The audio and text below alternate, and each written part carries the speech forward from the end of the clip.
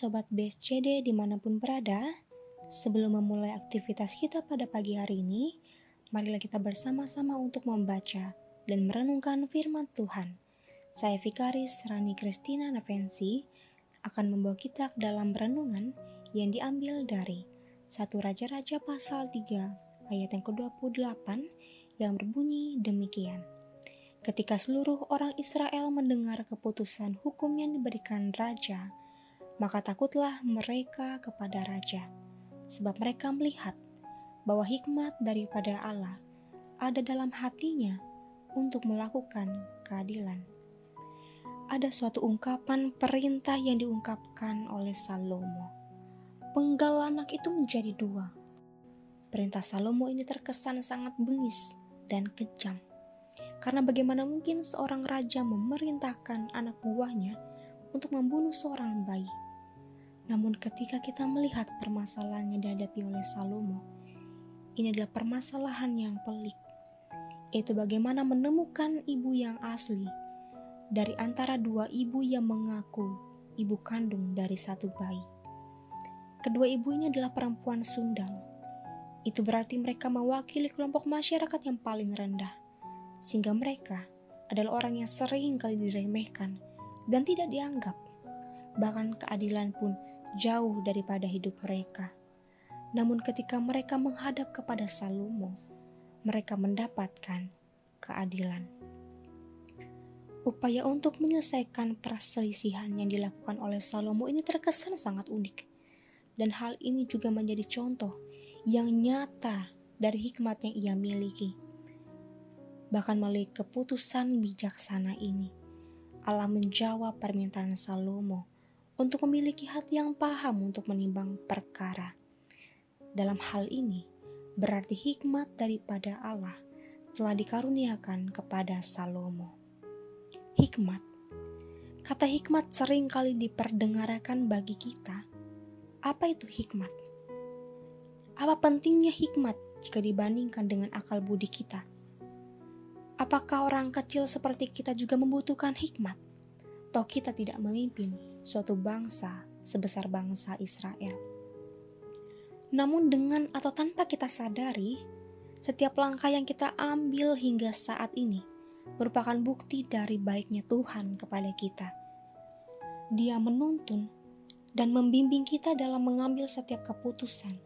Bahkan jalan tersulit yang saat ini sedang kita lewati, mungkin hal tersebut adalah jalan menuju kebaikan yang disediakan oleh Tuhan bagi kita. Jemaat terkasih Tuhan, setiap keputusan yang berasal dari Allah selalu mendatangkan dan menghadirkan hal yang baik bagi kita sebagai anak-anaknya. Tanpa hikmat Allah dan mengandalkan pikiran serta nafsu kita sendiri, kita hanya akan melihat apa yang kelihatan, dan keputusan-keputusan kita tentu lebih banyak yang sesuai dengan pikiran dan kehendak kita. Dan belum tentu keputusan tersebut adalah keputusan yang tepat. Setiap saat kita membutuhkan Tuhan untuk menuntun kita dalam mengambil berbagai macam keputusan di dalam kehidupan kita. Hikmat Allah bukan saja kita perlukan untuk mengambil keputusan yang besar saja, namun hikmat Allah kita perlukan dalam setiap saat, setiap waktu, untuk setiap keputusan-keputusan di dalam hidup kita, sehingga keputusan itu menjadi keputusan yang terbaik bagi kita. Berefleksi dari bacaan ini, marilah kita mengambil saat teduh dan berdoa kepada Tuhan, datang kepadanya untuk memohon hikmat daripada Tuhan dalam memulai aktivitas kita. Mari kita berdoa.